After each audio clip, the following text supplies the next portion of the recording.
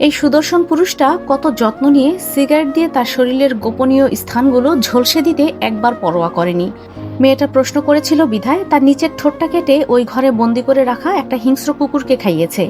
লোকটা মুস্কি হাসি দিয়ে উঠে দাঁড়ায়, এক পা দুই পা করে মেয়েটির দিকে এগিয়ে আসে, হাঁটু গেড়ে বসে চোখের সামনে থেকে চুলগুলো আলতো করে পরম যত্নে সরিয়ে দিয়ে হাতটা ছুঁয়ে বলে, কি করে পারলে যার সঙ্গে সংসার করবে বলে কথা দিয়েছিলে তাকে চিরদিনের মতো ছেড়ে অন্য কারো বাসরে গা ভাসাতে? মেয়েটি লোকটির হাতের মেহেদির দিকে ভালো করে চাইল। এই রং যে তার মস্তিষ্কের ইউরনে কারফিউ জারি করছে, এই রং সে কিছুতে সহ্য করতে পারছে না, অসহ্যকর ঠেকছে। মেয়েটির আতঙ্ক তখন যেন আকাশচুম্বী, ভয় আর আতঙ্কের মিশ্র অনুভূতিতে সেই স্তব্ধ, কেবল কাঁপছে তার শরীর। মেয়েটি কথা বলার মতো অবস্থায় নেই, ঠোঁটটা কাটার পর মুখ থেকে শুরু করে চোখ সবকিছুই ফুলে ফেপে ওঠে। তবুও সে গুঙিয়ে গুঙিয়ে কেবল বোঝাতে চাইল, আমায় মেরো না, আমার সংসার জীবনের ফুলটা এভাবে ছিঁড়ে ফেলো না, আমায় আমার স্বামীর কাছে ফিরে যেতে দাও। লোকটি আবার বলে উঠল, অন্য কারোর জন্য মেহেদি পড়তে পারবে না, কিছুতেই না। সে তৎক্ষণাৎ পকেট থেকে একটা চাকু বের করে মেয়েটি কিছু ভেবে ওঠার আগেই একের পর এক আঘাত বসিয়ে দিল তার হাতের তালুতে, ওপর দিকে যেখানে যেখানে মেহেদির রং ছিল সব ঢেকে দিল। কখন যে গতি বেড়ে গেল, শক্তি বেড়ে গেল, হাতের চামড়া ভেদ করে মাংসের আবরণ হা করে বেরিয়ে এলো। লোকটির সেদিকে খেয়াল নেই। খেয়াল সেই রক কেটে যাওয়ার পর মেয়েটি সেই কখনই কাতরাতে কাতরাতে দম ছাড়ল। তাতেও যেন খুনের স্বাদ মিটল না। সে মৃত মেয়েটিকে শুইয়ে দিয়ে গলায় বড় ছুরিটা ধরে কোপের পর কোপ বসিয়েই চলল, যতক্ষণ না আলাদা হয় ঠিক ততক্ষণে। গলার থেকে বেরিয়ে আসা রক্তে সে রঞ্জিত, তার তো এই গন্ধটারই দরকার ছিল। সে ফ্লোরে ছড়িয়ে পড়া রক্তগুলো হাতে মেখে আনন্দ লাভ করলো। গালে মুখে ছিটকে আসার পরও সেই রক্ত ইচ্ছে করে সে মুখে মাখল, নাকের কাছে নিয়ে চোখ বুঝল। তবে একটা কাজ করা বাকি।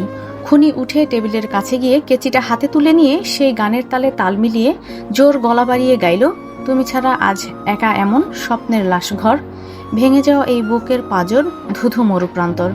তবুও প্রেম এসে ভালোবেসে আজও দেখা দিয়ে যায়, যেই ছুতে যাই আমি হাত বাড়াই কেন দূরে সরে যায়, প্রেম আমার ও প্রেম আমার। গান গাইতে গাইতে গোড়া থেকে চুলগুলো কেটে নিয়ে বলল, এই চুলগুলো কোন পুতুলটার চুলে লাগাই বলো তো নবরা? জগন্নাথ বিশ্ববিদ্যালয়ে প্রাণীবিদ্যা বিভাগের ভবনের সামনে দাঁড়িয়ে আছে তৃষা। আজ একটা প্রোগ্রাম আছে, কত মানুষ কত রংঢং করে সেজে এসেছে। তৃষা গাছের সামনে দাঁড়িয়ে শিমলার সঙ্গে তাদের সমালোচনা করছে। একটা মেয়ে একটু আগে সামনের গাছটার সামনে দাঁড়িয়ে ছবি তুলছিল। তাকে দেখে তৃষা শিমলাকে বলল, দেখ দেখ, মেয়েটা নিজেকে দীপিকা ভাবছে, লাগছে তো হিরো আলমের বউ, খালি সাজলেই হয় না, সে ভাবছে তাকে কত সুন্দরী না লাগছে। বলেই দুজনের সে কি হাসি। পাশে দুটো ছেলে যাচ্ছিল, তাকে দেখে শিমলা তৃষাকে বলল, এই তৃষা, ওইটা তোর আর এইটা আমার। তৃষা মুখ বাঁকিয়ে বলল, না না, সব তুই রেখে দে, আমি ভালো হয়ে গেছি। সে কি রে, কেমন করে হলি? কারো দর্শন পেয়ে ভালো হয়ে গেছি রে, এখন ওই বান্দাকে পেলেই হয়েছে। তৃষা তার ওড়নাটা নাড়িয়ে নাড়িয়ে কথা বলছিল। হঠাৎ অনুভব করলো কেউ তার ওড়নায় পেছন থেকে হাত দিয়েছে। ওই শালা প্রেম নিশ্চয়ই। আজকে সে প্রেমকে এমন একটা ঘুষি দেবে না, একেবারে বংশের ভবিষ্যৎ অন্ধকার করে দেবে মাইরি।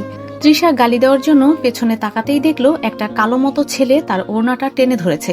তার সঙ্গে আরেকটা ছেলে আছে। তৃষা রেগে কিছু বলতে যাবে, তার আগেই পাশের ছেলেটা বলল, বেশি তেজ এখানে চলে না, আমাদের ভাই রাজনীতি করে। ছাত্রলীগ চেনো মেয়ে?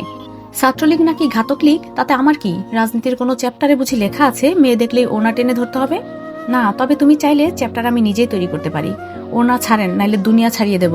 ছেলে দুটো হেসে উঠল। ততক্ষণ সেখানে মানুষ জড়ো হয়ে গেছে, সবাই কেবল দেখছে, কোনো রকম সাহায্যের জন্য এগিয়ে আসছে না। তৃষা একবার চারদিকে তাকালো। এটা কি শুটিং চলছে নাকি? মেজাজটা তার গরম হয়ে যায়। শিমলা কি করবে বুঝতে পারছে না। তৃষা ওড়নাটা ছিনিয়ে নিতে যাবে, তার আগেই ছেলেটা ওড়না ছেড়ে দিয়ে পাশের জনকে বলল, আজকে রাতে আমার রুমে ওকেই পাঠাবি, টেস্ট কতখানি একটু মেপে দেখতে হবে না? তৃষা কিছু বলতে যাবে, তার আগে ছেলেটার কাঁধে কেউ একজন হাত রাখলো। ছেলেটি পাশ ফিরে তাকাতে আবিষ্কার করলো প্রেম নেওয়াজকে। প্রেম সকলের সামনে তৃষার দিকে সরু চোখে তাকিয়ে বলল, আরে হ্যাঁ, নেতা সাহেব নাকি? এটাকে রুমে নিয়ে যাবেন? রুচি দেখছি আপনার মাটির নিচে চলে গেছে, ওর থেকে তো ওর সাথেরটাই ভালো। শিমলা ভয়ে আরো চুপসে গেল। তৃষার তখন রাগ আর ঘৃণায় চোখ দিয়ে জল পড়ছে। দুর্বলতা আর ভয় সেই জলের উৎস নয়, বরং রাগ সেই জলের উৎস। প্রেম সেই জল দেখে আরো হাসলো। ছেলেটির কাঁধে চাপড় মেরে বলল, এমন তেজ মেপে দেখবা ভাই, যেন চিৎকার করার ক্ষমতাও হারিয়ে ফেলে। মেয়ে মানুষের এত দেমাগ কিসের? দিস ইজ অ্যাবসলিউটলি ফাকিং রং। দুজনের চোখ তখন একে অপরের দৃষ্টি মিলেছে। একজনের চোখে উপহাস, অন্যজনের চোখের জলে তীব্র ঘৃণা। ঝর্ণাটা ছেড়ে ফুপিয়ে কেঁদে উঠল তৃষা। আজ এতটা অসহায় লেগেছিল। বাবা সব সময় বলতেন এমন ভাবে চলবে যেন গায়ে একটা পিঁপড়াও বসতে না পারে। পিঁপড়াটা আজ বসেই গেল। তৃষার অনেক কিছু বলতে ইচ্ছে করছিল, তবুও বলতে পারেনি। ওই প্রেম নেওয়াজ আসলেই একটা জঘন্য মানুষ। সম্মান, ভালোবাসা, শ্রদ্ধা কোনোটাই তার মধ্যে নেই। ওই রকম মানুষরা কেবল ছোট করেই দেখতে পারে। তাদের কাছে মেয়ে মানুষ মানেই তাদের শরীরটা সব। মন, অস্তিত্বের দরকার নেই, মোটেও দরকার নেই। তৃষা গোছল সেরে বের হতেই পাশের রুম থেকে শিমলার মায়ের কটু কথা শুনতে পেল। বিনে পয়সা এখানে খাচ্ছে থাকছে, কবে যাবে কিছু ঠিক করে না বললে তো সব বাড়ির মানুষই এমন রিয়াকশন দেখাবে। তৃষা ব্যাগ থেকে পার্সটা বের করলো। হাতে টাকা পয়সা নেই, যা ছিল তাও ফুরিয়ে আসছে। তাকে কিছু একটা ব্যবস্থা করতে হবে, কাজ খুঁজতে হবে। শিমলাকে সে এ বিষয়ে বলে রেখেছে। টিউশন হলেও চলবে, শিমলা খোঁজ রাখবে বলেছে। এই শিমলা মেয়েটার সঙ্গে তার প্রথম পরিচয় গত বছরের শুরুর দিকে ফেসবুকে। তৃষার ফেসবুকে উপন্যাস পড়া হয়। পছন্দের একটা লেখিকার মেসেঞ্জার গ্রুপে অ্যাড হলো সে একদিন। এই গ্রুপ থেকেই শিমলার সঙ্গে পরিচয়। পরিচয়হীন একটা মানুষের সঙ্গে যে এত ভালো সম্পর্ক হয়ে যাবে কখনো ভাবতে পারেনি তৃষা। তৃষা শিমলাকে নিজের পছন্দ অপছন্দ সব ধরনের কথাই বলতো। পালানোর বিষয়টা নিয়ে যখন বলেছিল তখন সে বলল এখানে আসতে। মেয়েটা কত ভালো। তৃষা পুরো আইডিটা নষ্ট করে ফেলেছে, সিমটাও ফেলে দিয়েছে। এখানে এসে সব কেনা নতুন করে, নতুন একটা আইডিও তো খুলেছে। হোয়াটসঅ্যাপটা লগ ইন করে সেদিন চিত্রার নাম্বারটা সেভ করেছিল। ফোনটা হাতে নিতেই দেখলো চিত্রার দুটো কল এসেছে।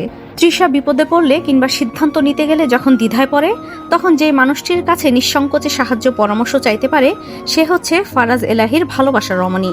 ফারাজ এলাহির নামটা নেওয়ার কারণ আছে, কারণ যতবার চিত্রাকে স্মরণ করবে ততবার ফারাজের চিন্তা আপনা আপনি চলে আসবে। ফারাজের সঙ্গে কখনোই তেমনভাবে ফোনে কথা হয়নি। আসলে হবে কেমন করে? বউ পাগল একটা লোক, অন্য কারোর সঙ্গে কথা বলার সময় আছে? তবে চিত্রা স্বামীর জয়গান প্রশংসা করতে করতে মুখে ফেনা তুলে ফেলে। সেই বর্ণনা, সেই বুলি শুনলে যুবতী কেন, বুড়ো একটা মহিলাও আফসোস করে বলবে আমার একটা ফারাজ এলাহি চাই। ফোন দিয়েছিল 2 ঘন্টা আগে, এখন ব্যাক করা কি ঠিক হবে? ভাবতে না ভাবতেই দিয়েই ফেললো। প্রথমে কলটা তুললো না চিত্রা। পরের বারেরটা তুলতেই ওপাশ থেকে একটা কণ্ঠস্বর ভেসে আসলো। আরে রোমান্সের সময় কোন ছোট লোক ডিস্টার্ব করে, এত চুলকানি কেন? কথাগুলো যিনি বলেছেন তিনি ফরাজ এলাহি, আর যাকে বলেছেন সে অসময়ে বিরক্ত করা তৃষা। যদিও কে কলটা করেছে দেখেওনি হয়তো। বিরক্ত মনে হয়েছে তাই চিত্রার থেকে ফোনটা কেড়ে বলে দিয়েছে। চিত্রা কিছু বলতে গিয়েও পারল না। ফারাজ ফোনটা কেটে দিল মুখের ওপর। তৃষার বুঝতে বাকি রইল না সে যে একটু নয় বরং পুরোই অসময়ে জরুরি কাজে ব্যাঘাত ঘটিয়েছে। কিন্তু এখন বেলা কয়টা বাজে ইতালিতে? এই ফারাজ নামক লোকটার কি সবসময় এমন জরুরি কাজ লেগেই থাকে নাকি? যেদিন তৃষা নিজ থেকে কল দেয় সেদিনই তো এমন হয়। সেদিন পুরোটা রাত কেবল এপাশ ওপাশ করে তৃষা, ঘুমোতে পারে না, এতটাই কষ্ট লাগে। প্রত্যুষকে কল করেছিল, ব্যাক করেনি, লাইনেও এলো না আজকে। থাক, তাকে আর বিরক্ত করে লাভ নেই, তার তো অনেক কাজ। তৃষার মতো বেকার নাকি? তবে যতবার রাতে ভাবলো তার হাতে তো টাকা নেই, বাড়িতে ফেরার উপায় নেই। বাড়িতে ফিরে যুবরাজ তুলে নিয়ে গিয়ে তাকে বিয়ে করবেই। ওই লোকটাকে বিয়ে করা সম্ভব নয়। বয়সে কত তফাৎ তাদের, আর পছন্দ অপছন্দেও। যতই ক্ষমতা হোক, মানুষ তার জন্য যতই পাগল থাকুক না কেন, এমপি হোক না কেন, তৃষা ওই রাজনীতিকে চরমভাবে ঘৃণা করে। ভালো মানুষও রাজনীতি ক্ষমতা টিকিয়ে রাখতে খারাপ পথ বেছে নেয়। ওই পথ কাউকে ভালো থাকতে দেয় না, অসুরে বদলে ফেলে। তবে ভার্সিটির সেই ঘটনার কথা যখন মনে পড়ে তখন তৃষার চোখ দিয়ে জল গড়িয়ে পড়ল। প্রেম নেওয়াজ খারাপ মানুষ সে জানতো, কিন্তু এতটা জঘন্য তা জানতো না। ভালো হলে তো ছেলে দুটোর সামনে কখনো এই কথা বলতে পারতো না, দিত ধরে কেলানি। এত শরীর ফিট রেখে বডি করে লাভ কি? একটা ছেলে যদি একটা মেয়েকে নোংরা কথা বলে, প্রতিবাদ না করে উল্টো তালে তাল মেলানো। তৃষা পাশ ফিরল, চোখের জল গিলে বলল, তৃষা তুই তো দুর্বল না, জানোয়ারকে জানোয়ারই ভাববি, মানুষ ভাবার দরকার নেই। আর প্রেমের থেকে এর থেকে বেশি কি বা আশা করিস তুই? সকালবেলা পুরান ঢাকার অলিগলি ভেদ করে হেঁটে গেলে দূরের জগন্নাথ বিশ্ববিদ্যালয়ের ফটকটা চোখে পড়ে। চারদিকে গাছপালা, বিজ্ঞান অনুষদের চারপাশে কতগুলো কৃষ্ণচূড়া ফুল। কি সুন্দর লাগে যে দেখতে। আজকে সকাল থেকে প্রেম নেওয়াজকে দেখতে পায়নি সে, ভালোই হয়েছে। ওই লোককে দেখলে ঘৃণায় শরীর জ্বলবে। ক্লাস শেষ করে বের হতেই শিমলার ফোনে একটা কল এলো। সে রিসিভ করে কথা বলে তৃষাকে জানালো, জানিস তোর জন্য একটা গুড নিউজ আর আমার জন্য একটা ব্যাড নিউজ আছে। কোনটা শুনবি আগে? দুইটাই একসঙ্গে বল। তোর জন্য চাকরি পেয়েছি, একটা ছাত্রী পড়াতে হবে। আহামরি খুশির কিছু নয়, আর ছাত্রী পড়ালে কতই বা বেতন পাওয়া যাবে? থাকা খাওয়া চলাফেরার খরচ উঠে যাবে। আরে যাবে যাবে, কিভাবে? যে মেয়েকে পড়াতে হবে সে 1 নম্বরের গবেট শুনলাম। মেয়ে মানুষ তো, তার মা আবার মহিলা টিচার চায়, তাও এমন মহিলা টিচার যে তাদের বাড়িতে থাকতে পারবে আর 24 ঘন্টা টাইম দিয়ে মেয়েটাকে সোজা করতে পারবে বদ থেকে। তার মানে তুই সেখানে থাকতে পারবি, খেতে পারবি, মাস শেষে ভালো মাইনেও আছে। তাছাড়া তো দরকারি জিনিসপত্রের খরচ তো তারা দেবেই। তৃষার মন খুশিতে ছলছল করে ওঠে। তবে এত সুযোগ সুবিধা কি এখনকার যুগে কেউ কাউকে দেয়? একটু বেশি বেশি হয়ে যাচ্ছে না? শিমলার সঙ্গে হাঁটতে হাঁটতে তৃষা শান্ত চত্বরের দিকে এগিয়ে যেতেই দেখল সেখানে প্রেমের বাইকটা দাঁড় করানো। সেখানে কেবল যে প্রেমের বাইকটা রাখা সেটা বললেও ভুল হবে। কারণ সেখানে অঙ্কুর সহ আরো অনেকগুলো ছেলে ছিল। প্রেমকে সবাই ঘিরে রেখেছে। প্রথম দেখায় যে কারো লাগতে পারে কোনো মানুষ মরে গেছে আর সবাই তাকে দেখার জন্য ভিড় করেছে। তৃষা গানের শব্দ পেয়ে 2 পা এগিয়ে যেতেই দেখলো ভিড়ের মধ্যে একটা ছেলে বসে আছে। দুপাশের মানুষ তার দিকেই হা করে তাকিয়ে আছে মনোযোগ সহকারে। সে এগিয়ে গিয়ে ভালো করে দেখলো সেই ছেলেটির দিকে। ডান হাতে কালো ব্রিডেড ব্রেসলেট পরা, গলায় কালো মতো একটা লকেট, মনে তো হচ্ছে কালো একটা কাইটনের সঙ্গে গিটারের মতো দেখতে একটা লকেট লাগানো। ছেলেটির পরনে একটা চেক শার্ট, ঝাঁকড়া চুলগুলো পড়ে আছে চোখের সামনে। শার্টের সঙ্গে রোদ চশমাটা ঝুলানো। তৃষার কাছে আসতেই সেই ছেলেটির তীক্ষ্ণ চাহনি তার দৃষ্টির সঙ্গে মিলিত হয়। ছেলেটি গিটারটা কোলে নিয়ে টুংটাং শব্দ তুলে তৃষার চোখের দিকে চেয়ে গান ধরল। হঠাৎ আকাশ ভেদ করে বৃষ্টি নামে। শিমলা তাড়া দেয় তৃষাকে যাওয়ার জন্য, তবে তৃষা একইভাবে চেয়ে থাকে প্রেম নেওয়াজের দিকে। মানুষজন জায়গা ছেড়ে কোথাও নড়ছে না। প্রেম নেওয়াজের এই বৃষ্টি ভেজা গানের আসর ছেড়ে কোথাও যাওয়া যায় নাকি? শিমলা আর তৃষার সামনে দিয়ে 2টো মেয়ে যাচ্ছিল। তাদের মধ্যকার একজন শিমলাকে বলে, আরে খবর পেয়েছো কি? ওই ছাত্রলীগ নেতা আর চামচা এখন হাসপাতালে ভর্তি। আল্লাহ জানে কাল তো ভালো ছিল। কে এমনভাবে পশুর ন্যায় পেটাতে পারে জানো কিছু? শিমলা মাথা দুপাশে নাড়ল। সে জানে না কিছু। তবে মেয়ে দুটো চলে যেতেই একবার প্রেমের দিকে তাকালো। তারপর তৃষাকে হিসিস করে বলল, কিরে, আমার তো মনে হচ্ছে প্রেম ভাই মেরেছে। তুই কিছু জানিস নাকি? তৃষার দৃষ্টি এবার আরো গভীরভাবে মিলল প্রেমের দৃষ্টির সঙ্গে। দুজনের দৃষ্টি একে অপরের দিকে, তবুও কেউ কারোর সঙ্গে কথা বলছে না। তৃষা প্রেমের দিকে তাকিয়ে শেষবার মনে মনে শুধিয়ে বলল, আপনি যে ওই ছেলে দুইটাকে কুত্তার মতো উদম কেলিয়েছেন তা বুঝতে তৃষার ন্যানো সেকেন্ডও খরচা করতে হয়নি। আহা প্রেম ভাই, আপনার এতগুলো রূপ নিয়ে চলাফেরা করতে বুঝি একটুও কষ্ট হয় না? তৃষার ব্যাগ গোছাতে গোছাতে সন্ধ্যা হয়। এখন মনটা ফুরফুরে লাগছে। লাগার কারণ আছে। ওই যে প্রেম নেওয়ার যে কেলানি দিয়েছিল, শালার ঘরের শালার জন্য কত লিটার চোখের পানি অপচয় হয়ে গেল রে। এসব কত কষ্ট করে বাঁচিয়ে রেখেছিল সে।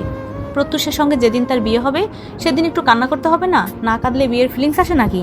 কিন্তু এত দামি মেকআপ যদি খাল্লাস হয়ে যায়। শিমলা ওই বাড়ির ঠিকানা তৃষাকে দিয়েছে, জিঞ্জিরায় বাড়িটা। নামটা এত খেয়াল করেনি। আগে তো ওই এলাকায় গিয়ে পৌঁছাতে হবে।